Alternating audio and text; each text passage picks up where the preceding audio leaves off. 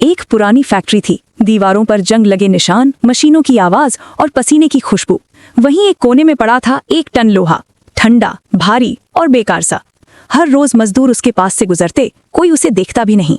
वो बस सोचता रहता, क्या मैं सिर्फ धूल खाने के लिए बना हूँ? वक्त गुजरता गया। एक दिन फैक्ट्री के मालिक ने अपने कामगार से कहा, इस लोहे का कुछ करो वरना बाहर फेंक दो। लोहे का दिल जैसे टूट गया। वो सोचने लगा, शायद मेरी जिंदगी का कोई मतलब ही नहीं। तभी एक लोहार आया। उसने कहा, साहब मुझे थोड़ा लोहा चाहिए, मैं घोड़े की नाले बनाऊंगा। वो लोहा पिघलाया गया, आग में तपाया गया, हथौड़े से पीटा गया। हर चोट पर लोहा कराहता था, क्यों मुझे जलाया जा रहा है, क्यों पीटा जा रहा है? लोहार मुस्कुराया और बोला, क्योंकि अब तू किसी घोड़े की ताकत बनेगा। कुछ दिन बाद वही लोहा घोड़े के पैरों में चमक रहा था। अब वो धूल में नहीं, दौड़ में था। उससे कमाई हुई 50,000 रुपए की। लोहे ने सोचा, मैं अब किसी काम का बन गया। पर यह तो बस शुरुआत थी। कुछ दिन बाद एक इंजीनियर आया। उसने लोहे के दूसरे हिस्से को लिया और कहा, मुझे इससे कुछ नाजुक, कुछ सटीक बनाना है।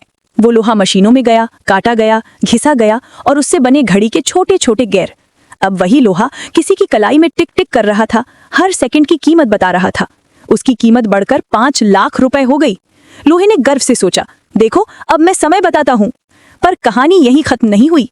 एक दिन एक डॉक्टर फैक्ट्री में आया। उसने कहा, मुझे सबसे शुद्ध, सबसे सटीक लोहा चाहिए, जिससे मैं सर्जरी के उपकरण बना सकूं।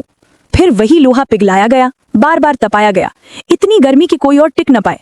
लेकिन इस बार लोहा चुप था। उसे अब समझ आने लगा था कि हर तपिश मुझे कुछ बेहतर बना रही है। कुछ हफ्तों बाद वही लोहा ऑपरेशन थिएटर में था, किसी की जिंदगी बचाने वाला औजार बनकर। अब उसकी कीमत 50 लाख रुपए से भी ज्यादा थी। वही लोहा, पर पहचान बदलती गई। वो सोचने लगा, मैं तो वही 1 टन लोहा हूं, न मेरा वजन बदला, न मेरा रंग। फिर भी मेरी कीमत हजारों गुना बढ़ गई, क्योंकि मैंने आग, दर्द और मेहनत सह ली। उस दिन लोहे ने सीखा, जो तपता है वही चमकता है। जिंदगी में हम सब भी उसी लोहे जैसे हैं। कभी हालात हमें जलाते हैं, कभी कोई हमें चोट देता है, पर अगर हम हार न माने तो वही आग हमें साधारण से असाधारण बना देती है।